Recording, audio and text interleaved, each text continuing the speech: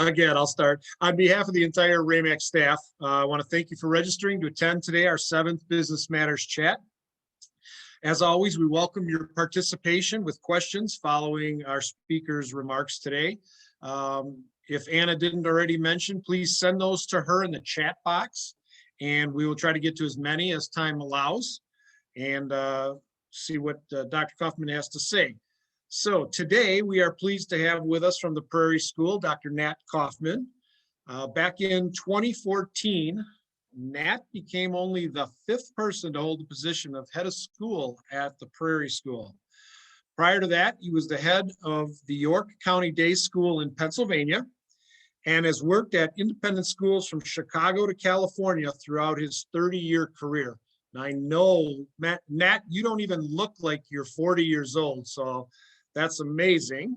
But under his leadership, Prairie has expanded its geographic reach from Milwaukee to Lake Geneva to Illinois, enhanced the academic rigor of the upper school, and doubled the size of the preschool program, which has led to the current project going on there, building a new 13,000 square foot Leopold Johnson Early Childhood Center, which I'm sure Nat will tell us a little bit about. And that will be opening this fall. Nat's doctorate is from the University of Pennsylvania. His MBA is from Notre Dame, and his BA is from Claremont McKenna College. Both of his children graduated from Prairie, and he currently lives with his wife and their 3 retrievers here in Mount Pleasant. Now, we're not going to hold this against him, but he's a lifelong Chicagoan and a Chicago Bear fan, so we'll put that aside for this presentation. I think you suffer enough when you play Green Bay, so we'll let that go. But a little bit about Prairie. Prairie was founded back in 1965 as an independent pre-K through 12th grade school in Wind Point with about 600 students. It is ranked as one of the top 50 independent schools in the nation. Prairie mission is to nurture the creativity, interests, and abilities of every student, inspiring each to explore, thrive, and add value individually and in collaboration with others. Prairie is committed to the excellence in everything it does. This fall, their boys soccer team won the state championship. Their science Olympiad team is one of the top in the state, and their students finished 1st and 2nd in a recent Racine Symphony Orchestra Young Artists competition. As one of Racine's leading educators, Nat is passionate about helping every student find their success. Today, he'll share with us the lessons he's learned over the last 12 months and what he sees ahead for our community, students, teachers, and families. Please join me in welcoming Dr. Nat Coffman. Hey, everybody. Thanks, Matt. Again, as Matt said, I'm getting tired of losing to Green Bay. One of these days, they'll get a quarterback in Chicago, and maybe Green Bay will lose a quarterback. But it's great to be here with all of you. I see some familiar faces in the crowd and some people who I have not met before. I've got some Prairie alumni and Prairie parents. And so thank you all for being here today. I want to start today with a quick little poll because Prairie, as Matt said, is a school, and I want to know how many of you have kids at home in school or online or some combination of the two. So if Anna, if you could bring up that little poll that we created, that would be great. I will. I have to just click on a couple things, so hang on.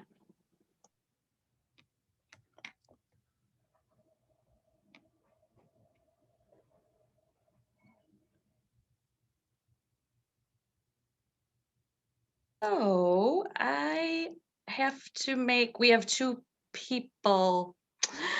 We have 2 people as a host.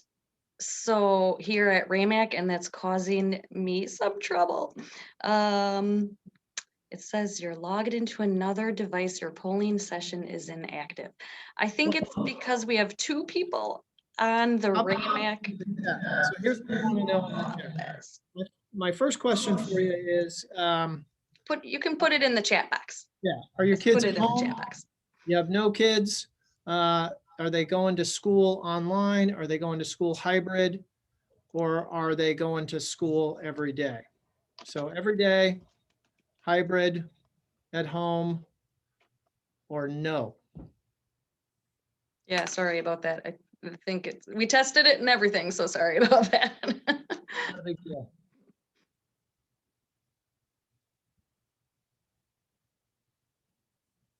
Are you seeing the chat? Yep. Good. So one of the interesting things about the situation we've been dealing with this year is that we have been open and in person since July 6th.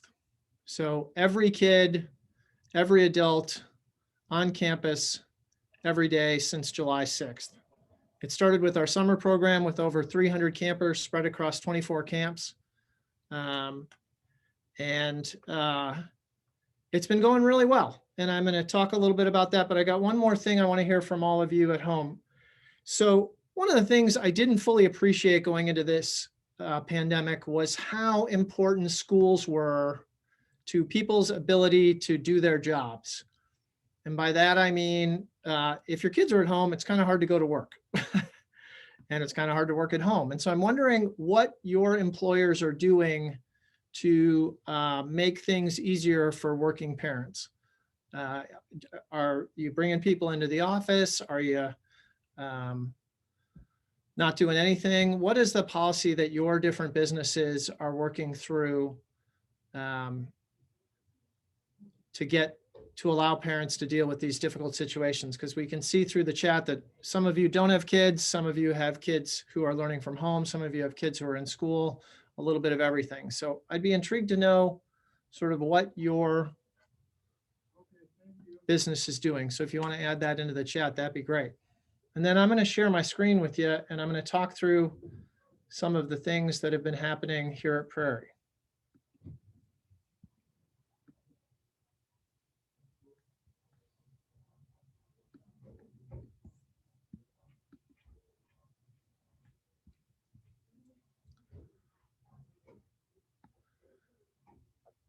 All right. So Pat Badger is sort of a legendary teacher here at Prairie. She started in 1970, and she has had a whole bunch of roles here. And at the very beginning of this pandemic, she shared this quote with me. And every day it becomes more and more true. I did not fully appreciate how interconnected we all were, how much each individual's actions impact others. And that requires a certain amount of flexibility, as we're seeing described by some of the people about their workplace. And it requires a certain amount of teamwork. In a Prairie, we always talk about, we're here to teach to the leaders of tomorrow, and we emphasize creativity and communication and critical thinking and collaboration. And I think that in this pandemic, it's never been more clear that those 4 skills are really key. So, we've all been at this for a couple of months now, and I mean, almost a year now. And in some ways, we sort of have developed this new normal. But when we started this situation, there was nothing normal about it. And as Matt mentioned in the introduction, Prairie has families from all over the region. Sometimes people think of Prairie as a little school in Wind Point, but it's really a regional school. And each one of these little dots represents a family. And 54% of our students receive need-based financial aid. We very much pride ourselves on being, when you look at the top tier of independent schools nationwide, we have the lowest tuition price point by a lot. And we have the highest percentage of kids receiving financial aid. And we really think of this school as a great place to raise your family. And my kids were here, and some of yours have been here, and some of you went here. And, middle school and high school can be tough for anyone, but when you have a good peer group and you have great teachers, some really positive things can happen. So going back to this sort of lessons learned, we have 130 full-time employees and 600 kids. And in the beginning of this, we were very fortunate to have a different philosophy from a lot of schools. A lot of schools have sort of a top-down, we're going to tell you what to do and how to do it approach. And Prairie takes the opposite approach. We hire really talented people and we empower them to do their thing in the classroom, to build their curriculum and to to have their own style of pedagogy. And this, and in some ways you could think of us like an architecture firm where we have shared values and things that we think are really important, but everybody designs their own building, or a law firm where everybody tries their own cases. And so that empowering independent structure really helped us when we first started learning about the pandemic last winter. The optimism and realism has been something that has been really important to me, and that I've learned that people really, really appreciate during this process is, I think people are, generally optimistic, but they also want the straight facts. And it's difficult in a situation like we've been dealing with where the facts aren't always super clear. So we've spent a lot of time reading and researching, connecting with our partners in Europe, we can't just rely on one news source or one source of information. And so having people who are intuitively curious on our staff has really helped. And this collaboration has been amazing. Both now, we were fortunate. Prairie is a part of a number of national and international organizations. And so we started hearing from our friends in Seattle in January and February of last year that this pandemic was real and it was coming our way. And we were fortunate enough to start taking it seriously about a month before the governor announced the closure of schools. So we talked to some of our other friends and we developed a pandemic plan, and we published that about a week or so before the governor closed schools. And we didn't reinvent the wheel. There were a couple of different schools, like the Ravenscroft School in North Carolina had a great pandemic plan, and we were able to collaborate with them. We were able to give different people within the building a certain amount of responsibility, like what would the schedule look like? Because you don't want kids online all day. That just doesn't work. And so how do we shorten the day and build the schedule in a way that allows, the strength of our school is our small class sizes and our relationships with kids and the quality of the peers and teachers. And so how can we make those connections really happen? And so we shortened the school day, limited the curriculum to the really important skills and content, and then created lots of time for one-on-one interactions. And then once we had the plan, people always talk about how, like when in a coaching room on a football team where everybody throws their input in there, but once the coach calls the play, we're all going with the play. And that has really worked for us as well. So input and direct leadership, once the decisions are made, has really helped within a crisis. I think that when democracy, when it's not clear who's in charge and it's not clear who the decision maker is, there's a real problem. As we got ready to open school in the fall, we developed a list with the whole community's input of, I think it was about 9 pages long of questions. And then we carefully throughout the beginning of the summer researched all of the answers, created a plan based on those questions, published that plan before school opened, did a pilot project with the summer camp. So we had a bunch of things that we tried, and we opened fully on August 18th and have been fully in session every day since then.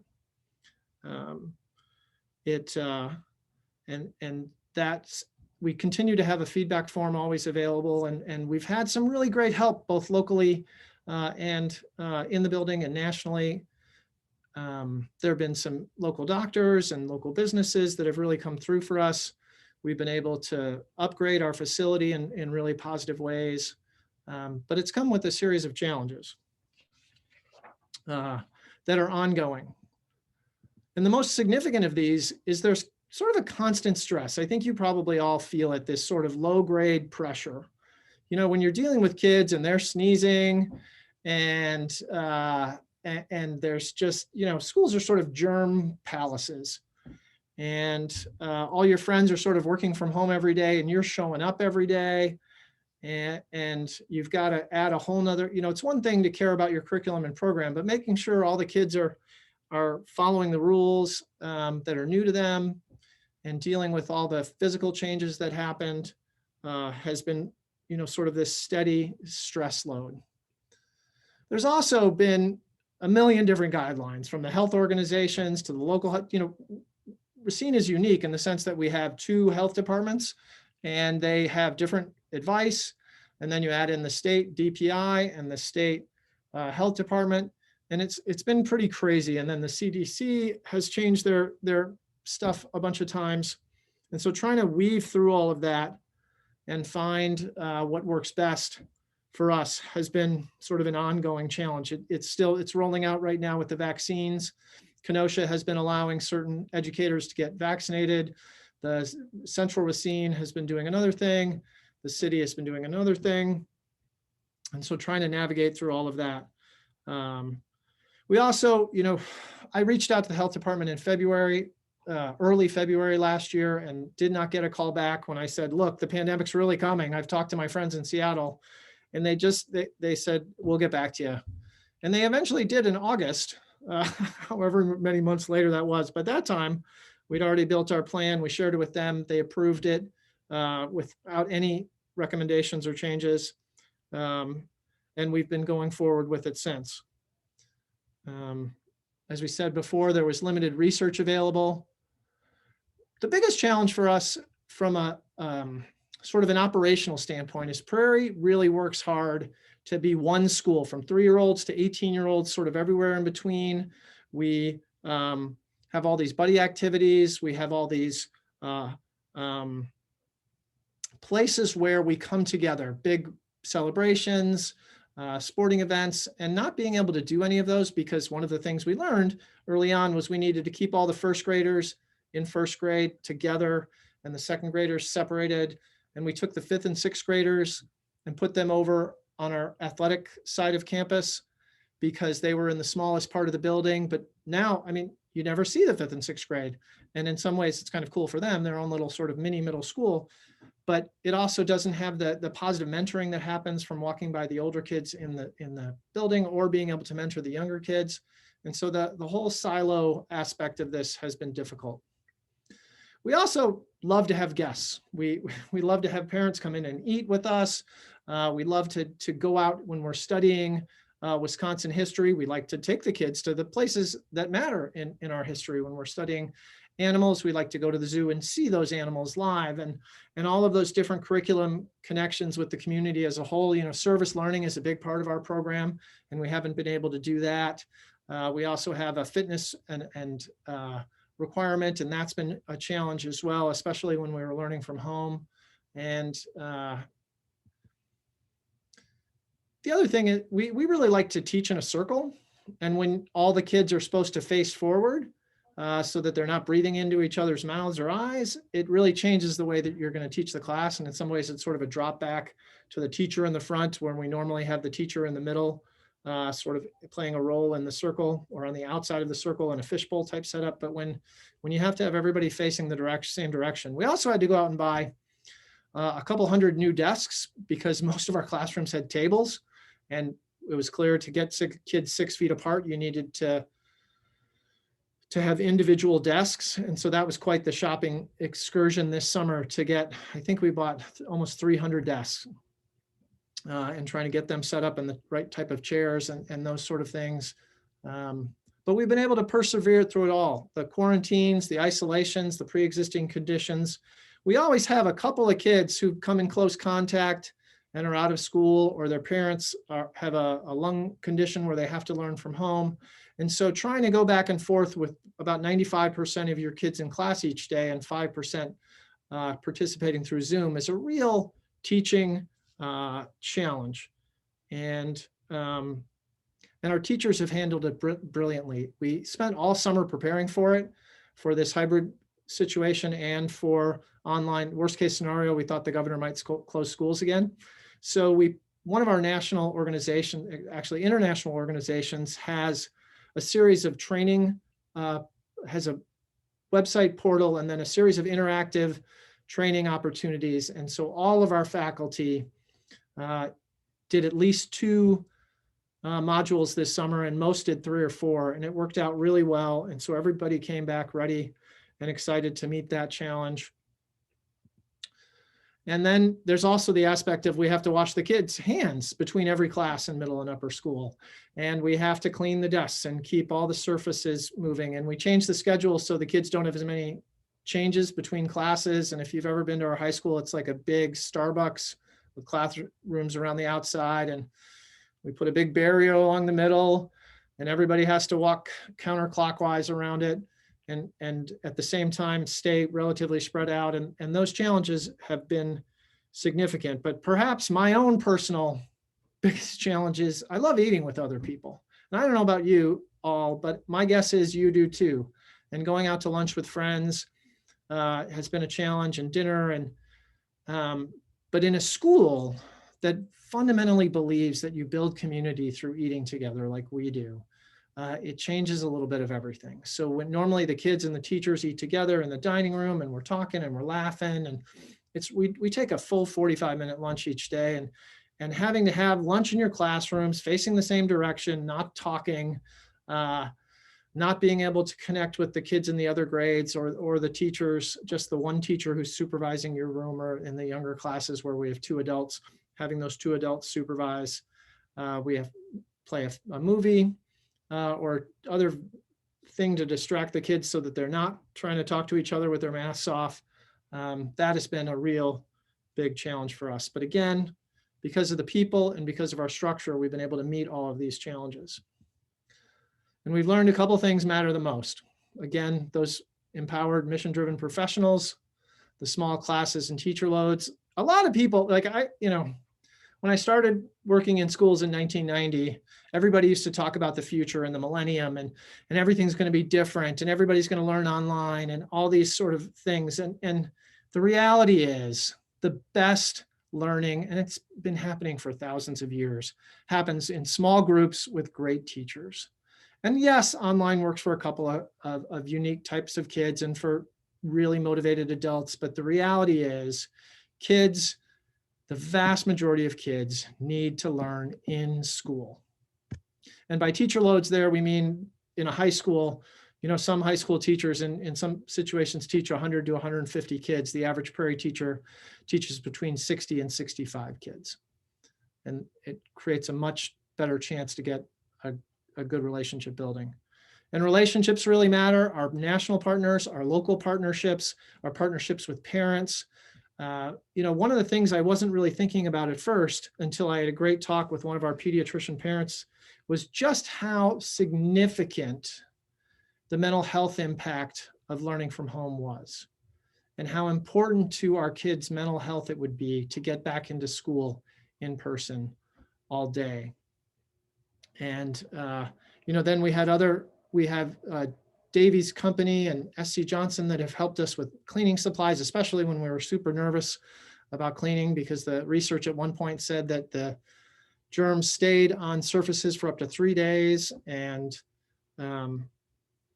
we've got more hand sanitizer, a local distillery out in Waterford owned by a Prairie family came through with all kinds of new hand sanitizer. And it's been really, and then knowing that it was coming, I mean, the training, it goes on and on, how much these partnerships have helped us. And then again, it's all about your people and your organizational structure. We often talk about looking at our organization and problems through lenses. And so that, Jim Collins always talks about the right people on the right seats on the bus. And then Daniel Pink, what motivates people is autonomy, mastery, and purpose. And so if you get the right people and put them in the right seats and give them the autonomy, we have the mission to provide the purpose, and we only hire people with significant content knowledge and pedagogical knowledge. And so those 3 things all sort of happen at the same time. That's the human lens. The system lens means, how do you walk down the buildings? How do you divide the hallways? How do you get all the desks that you need? Those system structural aspects of the problem have been really important. And you can't just spend all your time in the structure lens and ignore the people, and you can't spend all your time with the people and ignore the structure. And I used to think that you would, if you were, you look through one lens primarily, but these two lenses have been really key. I mean, there's also the symbolic lens, which plays a role throughout everything we do and trying to create opportunities for that. But these have been the two that we've tried to look at every problem with, and we'll keep that going forward. We started with that quote from Dr. King, and I didn't fully appreciate how important flexibility was when it comes to things like sick leave policies, because when one of our teachers has a kid who gets sick, or they've had a close contact, and at times we've been within one person of having to close school, and by that I mean one adult that we couldn't staff their position, because most of our substitute teachers are elderly, retired teachers, and in the pandemic, it didn't seem like a good idea to have 65 and 70-year-old substitutes coming in to teach. So we were lucky that a number of our young alumni who did not go off to college were able to come in for part of the days. And that flexibility is something that I think we all hope our businesses will continue going forward.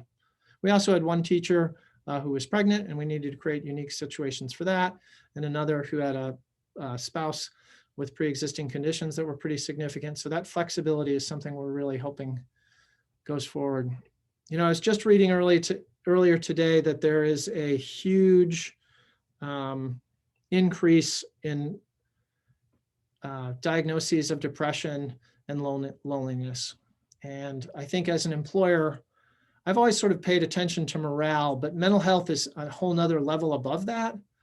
And not just the mental health of our employees, but the mental health of their kids and their families. And within our school, how do we make sure we're meeting every kid's needs? If they're going home and their parents, we had parents who lost jobs. We had parents who are frontline in every sense. We've got one parent who works over as a stock in the shelves at one of the big retailers in town. We've got every type of medical personnel whose parents here. We've got our largest employer of parents behind the SC Johnson Company is other schools. So we have a large number of parochial and public school teachers' children here, and how they're dealing with stress and how that impacts their child and how that impacts what we're trying to do is something that I definitely think will stick with us going forward. And then again, those partnerships, a lot of schools across the country believe in, you need to change something, bring in a consultant and pay them a lot of money, and then they'll take the arrows and go away. And I think that happens in corporate America some too, this consultant thing. But what I've really learned, and what I'm really going to take away from this, is I'd way rather talk to a friend of mine who runs a school in Texas, or a friend who runs a school in China, than hiring a consultant, because I want to talk to someone who's on the ground doing it every day, who has to be there before the consultant gets there and after the consultant leaves, and what's working for them and how that impacts, within our athletic league. We're really lucky to have a great league, the Metro Conference, and meeting with the athletic directors to work out how we're going to do the different rules for sports. We've been able to offer sports in our league all through this situation and win some championships. And that's been really great. But that partnership of really working with the other schools locally, nationally, internationally has been a huge thing. And as we look ahead, what's going to stick? Like I said before, in person is the gold standard. I also didn't appreciate that, like I talked about at the beginning, that if kids can't go to school, then people have a hard time working. And it made me feel really good about our business model as it relates to younger kids. But that role is more important than I expected. And yes, there's also the huge issue. I feel really bad for all the kids who haven't been able to go to school and have not been able to develop their social skills and their thinking skills and their communication skills. And I think as a society, we've got a real big issue coming up as we try to, as other schools try to catch kids up, we've spent a lot of time planning for how we're going to handle new students going into next year. So if a kid comes in and they've been learning at home and it hasn't gone particularly well, how are we going to help bring them up to speed and keep them moving forward? You know, with one of the great things about Prairie is there used to be that national policy, no child left behind. And that meant teachers in those schools had to focus solely on the bottom kids. They had to get every kid up to the minimum. And at Prairie, we've always tried to get every kid to his or her best level. So if a kid's on the second floor, get them to the third floor. If a kid's on the 10th floor, get them to the 12th floor, because we hold ourselves accountable for every kid's growth. And so trying to plan for that going into next year for kids who are coming new to us is going to be one of the fun parts, but at the same time, big challenges of the spring and summer. Goes back again to the people. Prairie has an amazing facility, almost 400,000 square feet of Taliesin designed, super cool, state-of-the-art facilities, but it's not the facilities that make Prairie Prairie, it's the people. And then again, collaboration. So with that, let's collaborate a little bit here. And if you have any questions, let's put those in the chat. And Anna, if you want to feed me some questions, if that's how we do it, that'd be great.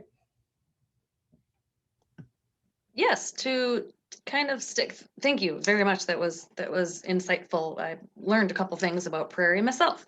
To keep with the theme, last month we spoke with the president of Ascension All Saints, Kristen McManman, and we had asked, someone asked about getting quality doctors, or how do you recruit? So same kind of question, how do you get quality teachers? How do you get people to even know about, like you said, this little win point that you even exist there? Yeah, it's a challenge.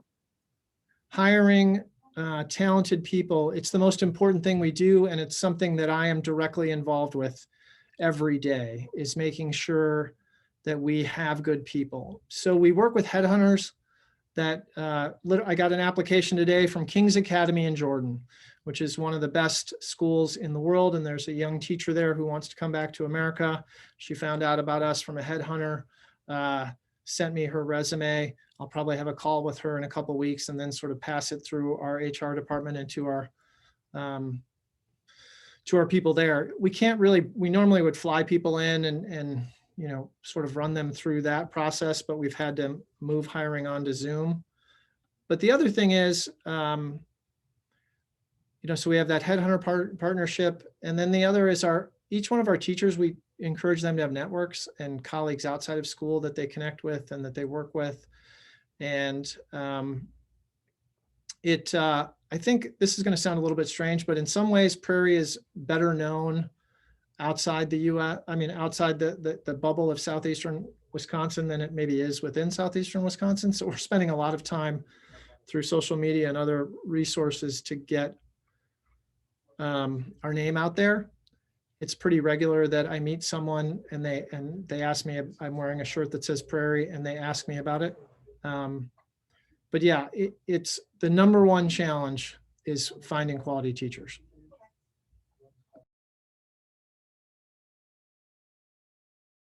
I did it myself with the mute. A secondary question, was then also, you touched on it slightly there with social media and marketing that you have to do. How do you get the word out?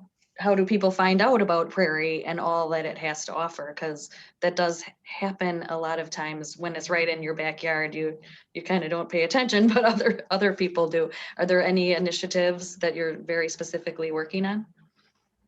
Yeah, and I feel like I keep going back to collaboration over and over again, but we have partnerships within the Racine and with HR departments, with the Franklin Public Library, with the Racine Public Library, with the Lakeshore Library System. We have really active Instagram and Facebook and Twitter and all of those social media sites. But the number one way people learn about Prairie is from a friend. And, we have buses that start down in Kenosha and buses that start over out in Franklin and bring kids in. So my neighbor goes here, more often than not, people hear about it by word of mouth. And then sort of the old fashioned, you've probably seen them everywhere, is the little signs that when we have an open house, we put yard signs everywhere. Yep, I noticed those. So Debbie Ford had from UW Parkside, the chancellor there, had some nice things to say. So with her triggering a question, how do you work with secondary, post-secondary institutions? So we are very fortunate in that we have 2 full-time college counselors whose sole job it is to help our kids find the best colleges for them. And through a one-on-one mentoring process that starts in 9th grade, there's a right school for every kid.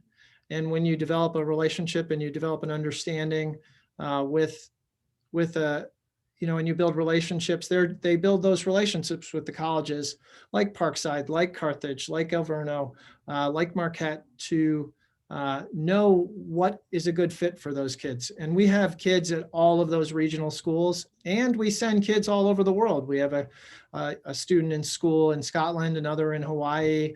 My daughter's best friend goes to school in Tulane. My son went to school in Arizona. We have kids at the UCs out in California. We've got kids at some of the Ivy Leagues on the East Coast and sort of everywhere in between. And again, it goes back to that, somebody needs to be in charge of that. And the fact that we have 2 people for it really helps. And it's great to have leaders like Dr. Ford in the community to help us and partner with us, both from the hiring standpoint.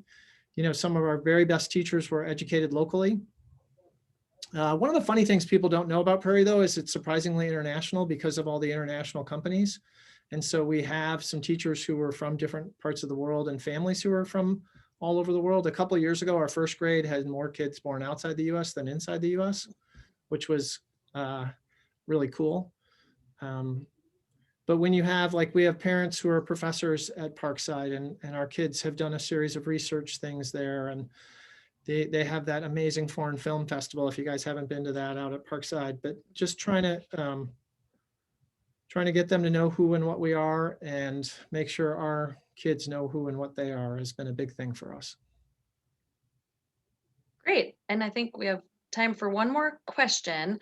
On the flip side of the continuing their education, how do you work, since we are the Chamber of Commerce, how do you work with businesses in the area? Besides just, you mentioned, yes, SC Johnson sends a lot of their kids there and that sort of thing. Really, do the students get to do things with businesses out in the community? They used to. Well, in normal times. Yeah. So we have had a program for many decades called Interim, where students do internships with local businesses, and some even do it in other parts of the country. One of our kids in our last class that before the pandemic that did an internship on Wall Street that he was really excited about. Another who did one at a dive shop in the Caymans. But most of the kids are doing internships at local businesses here. And that's an important part of every spring for juniors and seniors. And that works really well for us. We also consider ourselves, we're the biggest employer in Wind Point and one of the bigger employers in town. And so we try to do, when I was talking before about social events, we usually have those off campus at local establishments and try to change it up all the time so that we can bring business. We try to buy our products locally. We try to make sure all of our families, teachers live locally. And it's been a really positive in RAMAC and the Economic Development Corporation, and we're members of RAMAC and members of the Economic Development Group, and really trying to partner. We bank locally. All of those things have really been helpful, and they've reciprocated with supporting our scholarship program and supporting our school in just about every imaginable way. One of the questions there was a little bit about technology, and that's been an interesting thing. The biggest thing happening in schools right now across the country and across the world is much like businesses is cyber attacks. And we've had our challenges with those, and we've had to up our security measures and increase our bandwidth we've had to put a lot more network hubs within the building to make sure and sort of separate the ones for social media and block certain social media sites, and then have certain bandwidth just for streaming and for classes. I teach a class every year, and I like to show parts of films and speeches and those sort of things. And, making sure we have bandwidth reserved just for that have all been a real challenge for all of us. And that's where I think the training came in this summer in terms of it's called OESIS is the national group that we train with. And they have a great website if you want to check it out. But so that combination of training and hardware and bandwidth, we've got a great tech staff. And so it's going pretty well, I think. Nat, one last question around teachers, and I know I'm running over on Anna, so Anna, I apologize. No. How you mentioned how you get great teachers to come there and teach there. What's the turnover look like? What's the average tenure of teachers there? Do you hang on to them for long periods of time before they have to leave, or they do leave? It's very rare that a teacher leaves here for anything other than retirement or a spouse's relocation, unless it's a matter of they're not meeting our standards. We fundamentally believe that you have to be a great teacher and bring it every day to work at Prairie. That's what our families expect. That's what we expect. And so we do have accountability issues. Every few years, somebody just isn't cutting it. But the average faculty member currently at Prairie has been here 10 or more years. We have a surprisingly young faculty because we have a good retirement plan. So almost all of our baby boomers have retired, but they all retired from here after 20 plus years, 30 years in many cases. Kevin Will, one of our legends, retired last year after 36 years here. So once somebody has, maybe it's not the right word, but drunk the Kool-Aid, once they're bought into our mission and our kids and the beautiful facility and the great colleagues, they almost never leave unless they have to. Thanks. Well, I will say, as a parent of two children who went through high school at Prairie, it was a great education, a great experience for them. So I guess I'm a living testimonial for you. Yeah, and I see John wrote a nice note. John has 3 great kids, 2 of whom graduated here, and one's a sophomore. And the older 2 are up at college in Minnesota and thriving, and one's about to graduate this year. I can't wait to see what she does. So thank you all for being here. Anna, Yes. any other questions? No other questions in the queue. So. All right. Well, that's going to do it for today. I want to thank Dr. Coffman for being with us and being gracious with his time. He's a very busy man. And thank all of you for joining us. Don't forget, next month, Wednesday, March 17th, will be our next Business Matters chat. Their topic is going to be around emergency management. And we're currently working to secure, hopefully, a speaker from the county for that. But more to follow in the days ahead. So please look for that on our email blast going out. So again, thank you, everybody, and have a great rest of your day. Take care. Take care. Thank you, Nat.